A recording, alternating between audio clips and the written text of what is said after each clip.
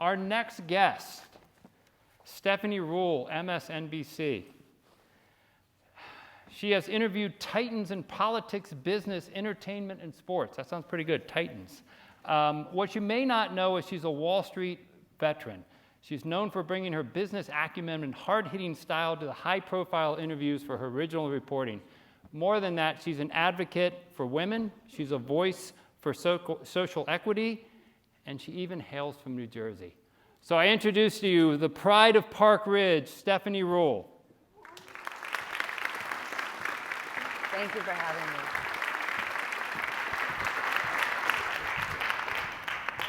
You know, I was laughing at you behind your back going, are we really having a round of applause for Newark Airport? And then when you reference, Denver Airport, you know what? We do have to clap for Newark. Thank you so much for having me. Thank you for being here. I thought it was Tom from Dancing with the Stars, which is actually why I said yes, but here we are. That's why we have a big audience. You and I are going to dance later. Perfect. So listen, I read off the canned bio of Stephanie Ruhle here. Here's what I'm really going to say. Before she was breaking big stories in business journalism, and let's be clear on this. When you're in journalism, there's two types of journalists. There's the ones who read the news and the ones who break the news. And Stephanie has broken tons of big news. So as a fellow journalist, we're humbled. But more than that, she was kicked butt on Wall Street before that. So not only a salute to your Wall Street success, I'm thrilled from the journalistic profession that you ran to our industry instead of away from it, like most people do. No way, no way. More people need to be journalists. Right now, we need more people to study journalism and pursue careers in it than ever. And especially when you think about how local journalism is just getting clobbered like so many other industries, and we can't let that happen because the truth matters, but only if you hear it, and we need more people to hear it and see it. So I'm going to do one more thing as I continue to suck up to my guest here. The true legacy here is not the journalism, it's not the Wall Street. I know you've done more to help women, mentoring, find paths. As a girl dad, I thank you for that. Your work in that field is truly a legacy. Thank you very, very much. I'm not even the most pro-woman person out there. I just want everybody to get a shot. And I think that's what it's about. I remember when I first, and this is hardly like a sob story, but I remember when I first got out of college and I went to go work in finance. I worked at Credit Suisse. And my first day out of my training program, I stepped onto a trading floor and a guy next to me did. I went on to marry that guy, but when that guy walked onto a trading floor, he went to a super fancy prep school, and then he went to Princeton and he played lacrosse at Princeton. So when you have that pedigree and you walk onto a Wall Street trading floor, there are 40 guys at that bank in that industry looking to mentor you, to help you, to say, come to my desk and I'm going to teach you how interest rate derivatives work. And if you're a public school from New Jersey, a public school girl from New Jersey, and I'm not a sob story, there's not a lot of people who look like you or sound like you. Now, do I begrudge my husband and his fancy upbringing? No way. I think it's awesome. I just think more of us need to create those networks so we can have people from different backgrounds get those jobs that pay the most money. 100%. Round of applause. All right, we could talk on this all day, and I'd love to get into the Ruhle family history. We're going to do that as one of the later panels. But we're really here to talk about the economy. Let's do it. You have studied, you have worked in, you've been a part of the economy. Here's the first big picture question. The environment today, how is it different? Inflation, employment, what are the metrics you're looking at, and how is that different from pre-pandemic to post-pandemic?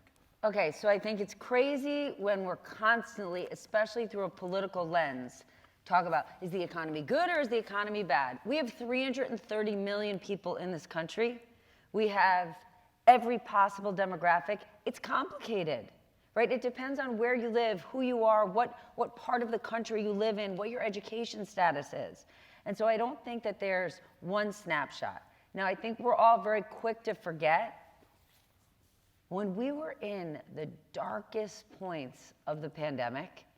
I mean, it was a disaster. Like before they put together the CARE Act, before the American Rescue Plan, before any of that, I mean, every small business in this state, in this country thought, how am I ever going to survive?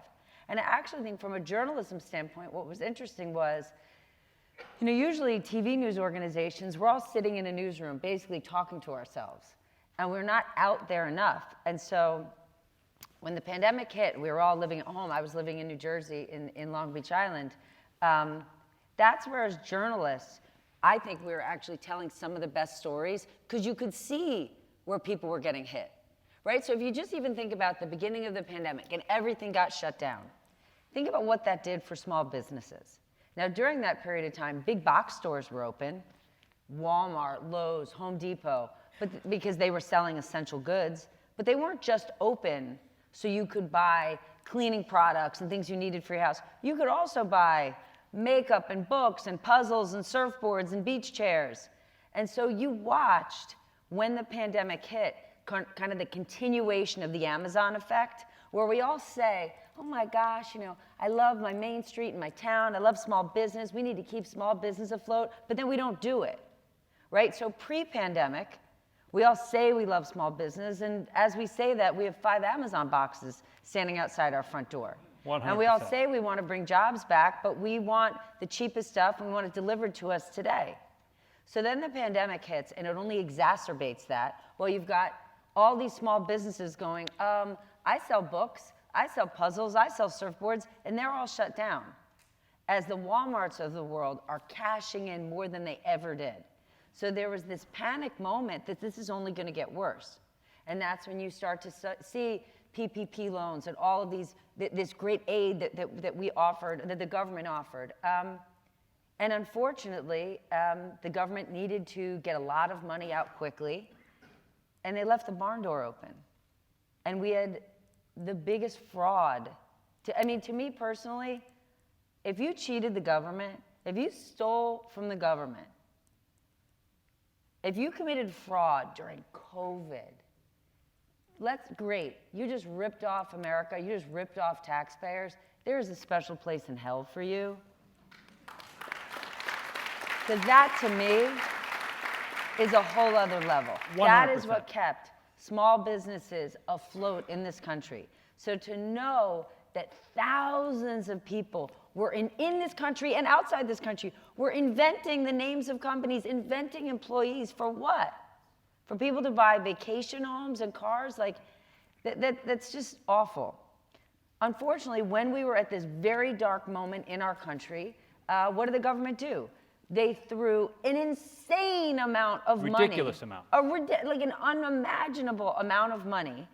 And we can all criticize the government for it now. And trust me, I will say I criticized the government then, going, are we going to put any guidelines on it to get these people money? But we needed to. We needed to get it to people quickly. Unfortunately, when you put that much money in the system, things get crazy. And on one hand, we say, listen, it's great. Inflation has slowed, and that is a positive, right? Things got really expensive really fast. And inflation has slowed. But it hasn't gone away. And I think that's something that's unfair that we as the media, or you hear more Democratic politicians say it more than Republicans because it works for them right now. Oh my gosh, inflation's not a problem. It is a problem. It is a problem. Walk out of here right now and order a hamburger and it's $22. I was at a diner in New Jersey, 2 omelets, 2 cups of coffee, $40. Exactly. I don't like my family that much to go out to eat with them. It costs too much.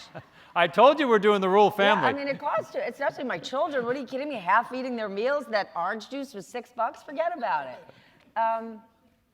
It is a problem. But one of the problems with inflation that people forget,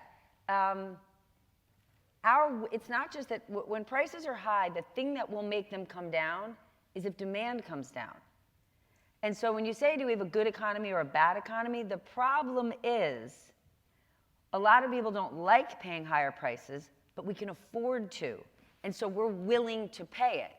It's when we're saying to those businesses, I'm not paying. Try to get into a hotel right now and look at your hotel bill. Again, I definitely don't like my family enough to go on vacation with them for how much it costs to go on vacation. But the fact that we're willing to pay those prices, businesses aren't going to lower right? If you own a restaurant, right? That diner owner, you still went. Right. Right?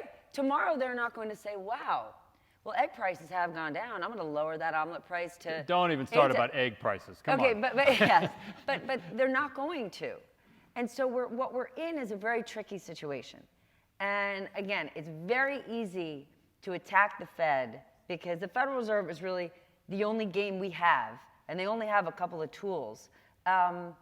They have, in my opinion, threaded this needle in a pretty extraordinary way that we're not facing a recession right now. We're not in a disastrous situation. Unemployment is really low. Now, in order to get inflation to cool and to slow the economy, we're actually going to want unemployment to go up a little bit. And we can afford that, but people don't like to see that headline. They freak out over it. But you know, you have to find some sort of balance. And all I'm saying is it's not good, it's not bad, it's tricky. And it's a whole lot better than I thought it would be 4 years ago, 3 years ago, even 1 year ago. I think it answers the question that we all had when we were 7 or 8 or 9 years old. We're like, well, why don't they just print more money, right? We need more money, we'll just print more money. Why don't we do that? Sure. I think we all got that lesson. All right, we've talked about. But wait, I'll just say one other thing. You know, we get really excited about increase in wages, right? And we want that, and that's important, and people deserve to make a living wage. We forget what happens on the other side of it. The $20 omelet. That's where you get the $20 omelet. And everyone can say, well, then businesses should make less money. Go be a business owner and tell me that, right? Absolutely. For small business owners, I mean, like, it's very, very difficult to suddenly say, I'm just going to pay everyone more money. It's got to come out somewhere. And we could all sit here and say, well, what about corporate America? They're so greedy. Sure, we can say that, but we don't have any lever to change that. And that is what it is. And the one thing I would just say for the squeeze that small businesses are under, take any area in America, any small town. For today's show, I did a story a couple years ago. I think maybe it's in Carteret, New Jersey. I could have the town wrong. Where I worked at an Amazon warehouse for 2 days.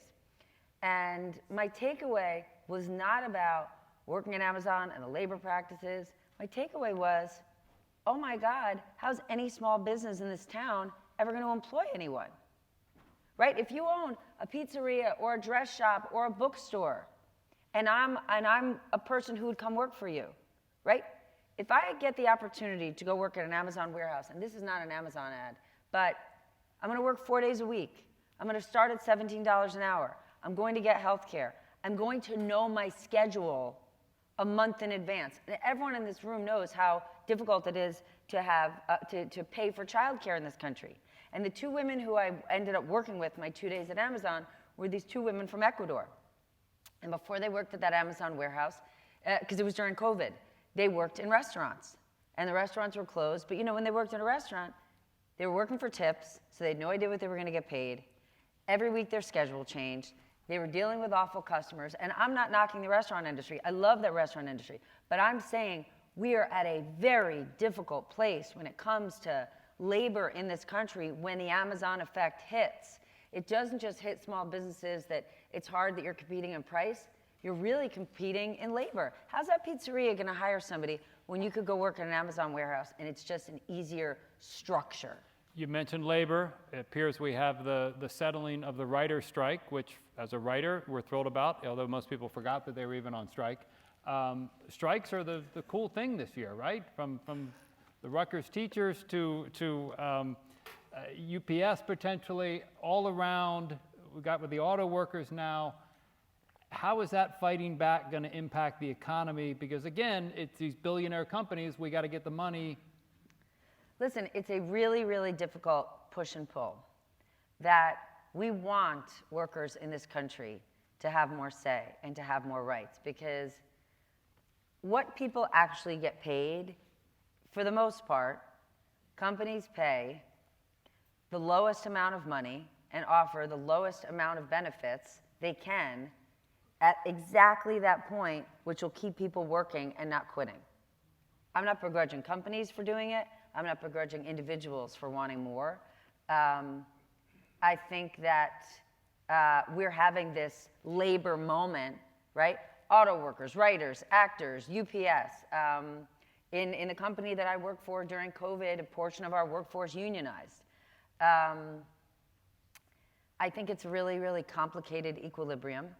And we're at this time where we want jobs to stay in the US. to just look at companies and say, they're just so greedy and their executives make so much money, I just don't think it's that black and white. Agreed. I want to go back to one thing that we didn't get to before, the idea of the bailout. And I've heard this from some of the companies that I talked to in New Jersey, the sense that there's almost a comfort level, tell me what you're hearing, that, we talked about our kids, right? You have kids, I have kids, we all love our kids most of the time. But look, kids get in trouble, they need to be bailed out, right? And you have to decide as a parent, when is it tough love, when is it too big to fail? You know how companies sort of confident that the government's going to bail them out. And that impacts everything. They've become addicted to it. Just like companies in the country became addicted to zero interest rates for way too long. Right? Zero interest rates are free money. That's when everybody overextends themselves. Big businesses, small businesses, individuals. And especially corporate America, in my opinion, and I know I'm speaking in generalizations, have become addicted to this idea that the government will come and bail them out. And that's actually why you see people right now saying, well, screw that. I'm never paying my student loans back. Why should I? Companies don't. And it's funny because on one hand, I look at it and I'm like, come on, boys and girls, like, higher education costs way too much right now, but you entered into a contract, you got to pay, to say you don't want to pay your student loans back right now because we're still in a COVID hiatus, come on now. Like, the COVID hiatus is over. But I also understand the sentiment that people feel like this is the burden that they're bearing, that they can't get over that hump in their life, and they don't get rescued, and companies do. And so I don't have a black and white answer. It's complicated, right? Like, the airline industry is just a great example of it, right? We need the airline industry. The airline industry consistently gets bailed out. But they need higher skilled, higher wage employees because I don't want somebody who doesn't know how to fly a plane landing the one I'm getting on tomorrow. So it's... And when you fly a plane, you go on Expedia and you take the absolutely lowest cost price you get. Like everyone else does. Like everyone else does. And so I just think we are all very, very quick to judge, right? Either it's companies bad or it's individuals lazy. And I don't think either one is correct. All right, as you can see, Stephanie's very neutral on all of her feelings. I'm going to try to find something where I can elicit a little bit of passion in her response. And I think that's going to come with workforce development. We've talked about workers. Next generation, what are we doing? It's totally different than when you and I grew up. Even what our kids have experienced or are experiencing. Middlesex County is great, working with the county college, working with the magnet schools, working with the high schools. I'm just going to say workforce development and just say go because I know you will. Okay, so I would say workforce development to me is the most important thing, right? If you care about social change, if you care about economic development, if you care about helping people rise up from the bottom, that starts with giving them the foundation of a great education. The next level is, what does that education look like? What are we educating our kids to do? And I'm going to give you an anecdote that landed in my lap, unfortunately, 2 days ago. So 2 days ago, I wake up. I live in New York City. And the biggest pipe to my house, in the basement of my house, explodes like a geyser, like the most insane, like a disaster, right? And it's a Sunday. And so it was, fortunately, my mother, who lives in Park Ridge, New Jersey, is really good friends with all the supers that live on my street, because I live in a townhouse. I don't live in a doorman building. And she basically opens the front door and she's like, Carlos, Jesus! And they come running over with like snakes and everything else, and they helped us until the plumbers came.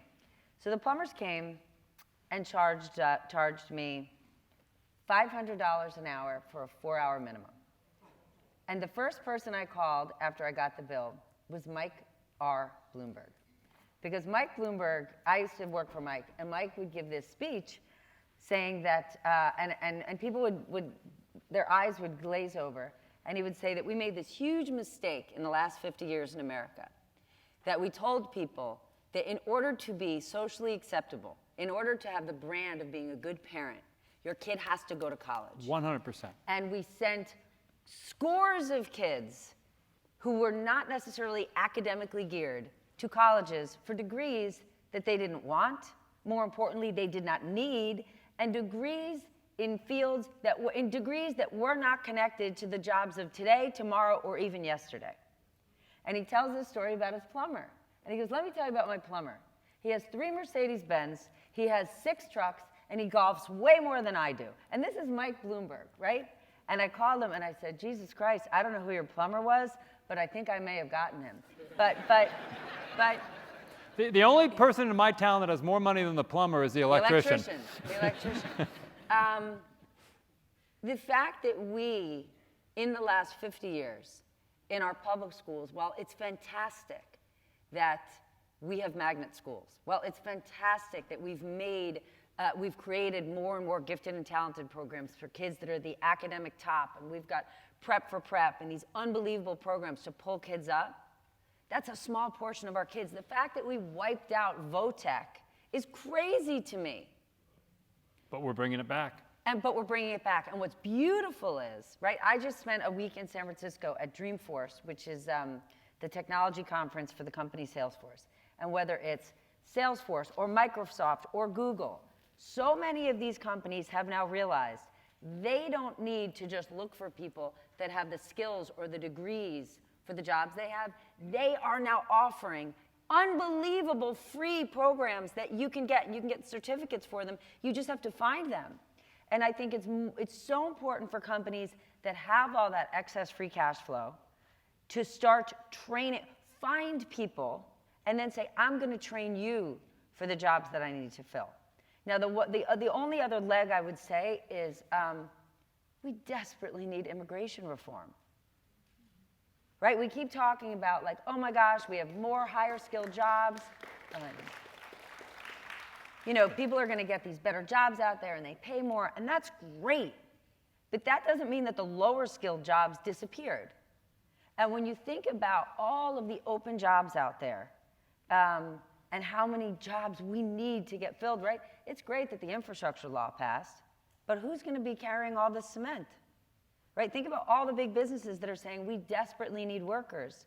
Well, we need to get to a place where the government works together and brings business leaders in and says, how do we solve for this? What kind of visas do we need? And let's actually create change, right? In New York City right now, the migrant crisis is a crisis.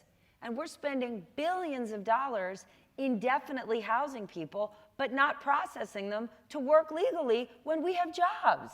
And not training them for those jobs, as you said. They're ready to go. And so it's just crazy. And in some of them, but even jobs that don't need to be trained, even unskilled labor, we're paying to house people, right? They can go to our hospitals if they need to. They're going to go to, their children are going to go to our schools. Let's process them so they can actually fill jobs that are going to help our businesses. But to me, supporting education in this country, right? During COVID, 60% of high school freshmen in the city of Baltimore stopped going to school, okay? Stopped 100%. going.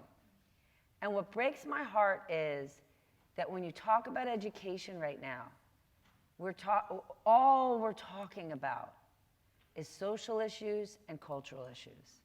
And I'm not saying that they don't have value, they do. But what really does is giving our children the foundation to like, when was the last time you had a conversation about schools in this country and it had to do with the teacher shortage and it had to do with learning loss because of COVID? Those, to me, are the 2 biggest crises that are facing education in this country more than social issues are. Are you saying we shouldn't be banning books instead? We should actually be talking about getting more teachers in the classroom? But that's exactly it, right? I mean, I don't have the emotional strength to talk about books that we're banning. Like, let's get the emotional strength to talk about hiring librarians and how we're going to get kids coming out of college to want to be teachers, right? The teacher shortage is a crisis. When I think about what are some of the most important jobs in America, it's teachers, right? Teachers, my children's teachers actually spend more waking hours a week with my kids than I do. And so instead of putting our teachers in a position when they're deciding whether or not they need to be armed whether or not they're arguing about what social issues they're battling with parents and religious issues. Let's pay our teachers and respect our teachers and work with our school administrators. I can't think of a more important job. And I think a point that's lost in this area, right, is New Jersey and New York generally pays their teachers pretty well, or I'm going to make the statement, far better than most. When you go to the flyover states, you have teachers deciding whether they want to be a greeter at Walmart or teach third grade English. And those teachers have 2 and 3 jobs. Right. That's crazy. Just to pay for the supplies to give to the kids. That's crazy. Right. And you know, I absolutely support school choice, and I think it's great that we have amazing magnet schools, but it doesn't mean that we're going to forget our public schools. Let's go to another issue that you're going to see in public schools, you're going to see everywhere. Technology. ChatGPT is everyone's favorite tool. AI coming. I'll make the funny, broad statement, AI, that's Google. All I got to do is type something into my phone. I get all the information I need. How is this different? How is it different? Pros and cons, opportunities, consequences, fears, and hopes. I'm going to tell you, but I'm going to tell you something I fear more than just AI. And I think it's something we're not talking about, and I want us to. We all are super excited about technology and how fast everything is moving and how efficient it is. It is for a portion of our economy, for a portion of our population. For a lot of senior citizens, who live in urban areas, who live in suburban areas, but for people who live in rural America, for people who live at or below the poverty line, or who are affluent people, but oftentimes who are seniors, they're not technologically savvy, and we're not talking about that. And what it's like to live in a world when suddenly there's no customer service person to call at the end of the line. And people keep saying, oh, well, there's no doctor's appointment available till February, but you can do telehealth. And when you go to pay a bill and everything is online, try to watch television right now. I can barely watch TV unless my kids are home and working the remote. And so we just keep talking about how quickly we're moving, and this is so great, and blah, blah, blah, blah, blah. We're going to talk about that in a second, but I just want us to take a pause, and I want us to think about a portion of our population, right? We know we already are suffering from being disconnected from one another as a community. And I would hope that COVID, when for many of us is the first time we met our neighbors, when we realized how important they were. Met our children for some people. 100%. Which didn't necessarily work out, but that's... but in this arms race that we're racing in the world of technology, we cannot forget all the people that are in our lives and in our community that are currently saying, I don't recognize the country that I live in, the world that I live in. And they're not saying this from a place of fear of outsiders. They're missing their community. They want to dial 411 and someone give them a phone number. And I just think we have to hold some space for that we're not right now. I think that AI is here. We get ready for it. It's funny, a week ago I interviewed Spike Lee and Viola Davis. And it was funny, the day before I interviewed Will.i.am. And Will.i.am is all about technology. He practically refers to himself as a robot. And he makes his music 100% digitally. And that's incredible. And something that's amazing with the digital revolution is it's democratized access, right? So when we talk about education, for example, you used to need to go to the best school to get the best education. And now, because of technology, as long as you're connected, the poorest communities in the world can get access to education. And so that is amazing. When you think about before we lived in such a connected world, you kind of had 4 pillars of power, right? You had, the government, you had media, you had religion, and those were pillars that were impenetrable. And suddenly, in a connected world, anybody can start a Facebook group and a community and come together and have a voice. And I do think that's amazing, but I also think it's dangerous. I'm so worried about misinformation and disinformation now more than ever, right? I can't today write an article that's completely false. Today I can't write an article that says, public schools in New Jersey, their cafeterias are now poisoning kids and, their hair's falling out. I can't write that article and tomorrow it get published in NBCnews.com because we have standards. But today I could write that article and then start the Facebook group called Patriotic Moms Who Love True America and publish that. And by Friday of this week, when my mother drives to the city to stay with me every weekend with my groceries from ShopRite because she refuses to pay New York City prices, she will say to me at dinner on Friday night, "Have you heard about the milk in public schools in New Jersey?" And so I wrote that article, Mom. There you yes. go. Yes. Let me guess, from the Patriotic Moms of America. Amazing group, aren't they? I'm very worried. And I would really like our government to get off their ass and stop having hearings about social media and about technology and about AI, right? So like 2 weeks ago, Congress brought all the big AI bosses to DC. And all the people who they're listening to are the biggest business people in AI who stand to profit from it. And in this big hearing they had one single woman who came from the world of academia to talk about the risks of AI. And what they don't tell you is the night before that big hearing in Washington, all the lobbyists from these groups are taking all these lawmakers out to dinner, and their staffs and their spouses. So it's good for the economy. There you go. Good for business in DC. But the biggest technology companies are now the biggest lobbyists in America. And so on one hand, I'm very excited.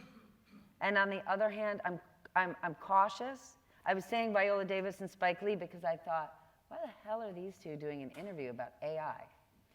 And we sit down, and immediately the two of them just went off about how crushing it is, and how crushing it is to people's artists and their humanity and what they do in their craft to just be crushed, right? One of the sticking points with the writer's strike and the actor's strike is around AI. And people who don't pay close attention are like, what are you talking about? Well, for extras in movies, if they're in a movie for 60 days, they get paid for 60 days. But now in the world of AI, they get paid for 2 hours. Because in 2 hours, they're going to sit in front of a green screen, and they're going to look forward, they're going to look to the right, the left, they're going to look to the right, they're going to recite the alphabet, they're going to read a few paragraphs, and that's all that movie set needs. Now those hundreds of people who would work and the jobs that would follow that are going to disappear because the movie doesn't need them anymore. And on one hand, we could say, well, that's progress. But on the other hand, those are humans. And that is our country. And those are artists. And so I'm not saying I know the right or wrong answer to any of this. But I know that the answer isn't just, let's chase technology because the computer must have the right answer. It doesn't.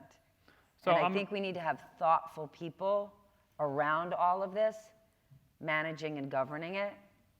And that I'm not sure we have. So I'm going to go off script here for a second. Because I'm getting the feeling that Stephanie can handle any question. So I'm going to give the one that I get often, and I'm sure you get often.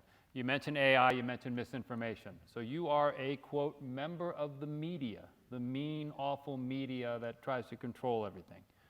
What do you tell your kids about misinformation in the media? How do you explain the Mothers for Liberty and where you can look and how you can look when they say, Mom, are you guys doing that?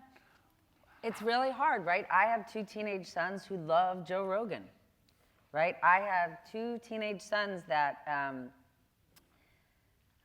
when I go into their rooms at night, their laptops are open, and it's amazing and crazy the rabbit hole they consciously go down or where the internet takes them as two affluent white male boys in America. It's unbelievable how quickly you go from the two of them watching old Joe Montana videos to within 3 clicks away, suddenly they're on websites telling them they're getting screwed, America doesn't love them, they're going to be left out, and it's scary. And I think that we can dwell on the divisions in America, and we can be angry about them, and we can ignore our neighbor and label our neighbor X, Y, and Z, but I just don't think that's the answer. Like, every day we have a chance to tell the truth and be the light. And we can allow people to label us something and categorize something, or we can push back against that and be that positive force and just tell the truth every day. And the truth doesn't mean that you can be biased for the truth. Right? People from New Jersey, what's our bias? Don't bullshit us. Right? That's what it is. No, you know what? And I've said this story many times because our publication blew up in a good way during the pandemic because there was a time when not only was everybody trapped in their home and in front of their laptop. They needed information. They needed information. And it was a one chance where you could find real, truthful, honest information or what you thought it was. The need to get good information out there is greater than ever. We just got to teach people where to find it. People are consuming it more than they ever have. But people can get information from anywhere. But it's about trusted relationships. Now, it doesn't mean that you can't have an opinion at times, right? Everybody has an opinion. And especially as it relates to COVID, hindsight's 20/20, right? It's very easy to say now, this guy had it wrong and the CDC did this and this, right? Like, I'm not judging anybody. We were in unprecedented times with a virus that we had never seen that was changing at a rapid pace. People dying by the thousands. Correct. Every day. We had no idea. Every day. Agreed. Every day. Totally agree. And I just think we're quick to forget that. And I just think the world is really complicated. But I remember it was where I struggle with misinformation or apathy was at the beginning of the war in Ukraine. Because I was so exhausted and sort of dragged by covering politics and just even like the cultural zeitgeist. I stopped talking about news in my house. And that was an enormous mistake. Like, how could I do that to my own kids? Because when you are not talking about these things with your families because it's uncomfortable, because you don't want to get in a fight, you're creating a vacuum. And that's where lies fill. And I don't know what came over me, but I remember being at school pickup, and it was like maybe 6 weeks into the war. And I mean, the war is just so devastating, even when you think about the fact that, you know, every male between the ages of 16 and I want to say 60 had and has to stay in Ukraine.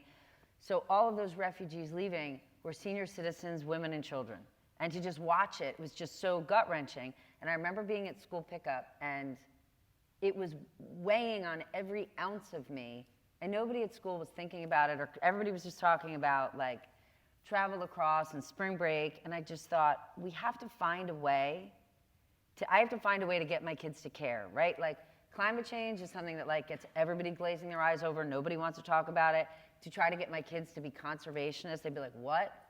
But with my own life, we spend the most amount of our time outside. We live at the beach, right? I want my kids to love the planet. And if my kids love the planet and they appreciate what we have, they're going to want to conserve it. Are they going to want to talk about carbon footprint? Hell no. No one does. But if you care about where you live and if you care about what we have, you're going to start to want to preserve it. I ended up bringing my oldest son to Ukraine for 2 weeks, probably 10 weeks into the war, to go volunteer with the Polish Red Cross.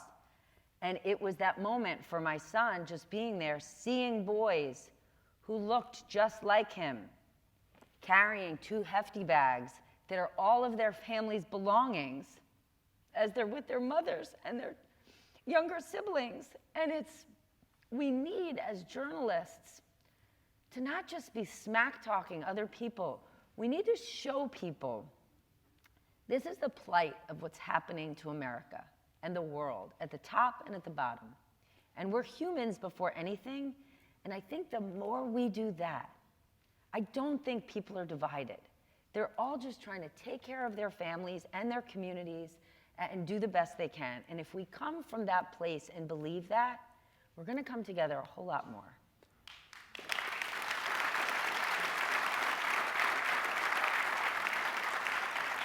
The number one rule of a journalist is to know when someone has the final word. That was the final word. Thank you. Stephanie, this is fantastic. Thank you. Thank you Pleasure. for having me. Thank you. Thank you. Thank you.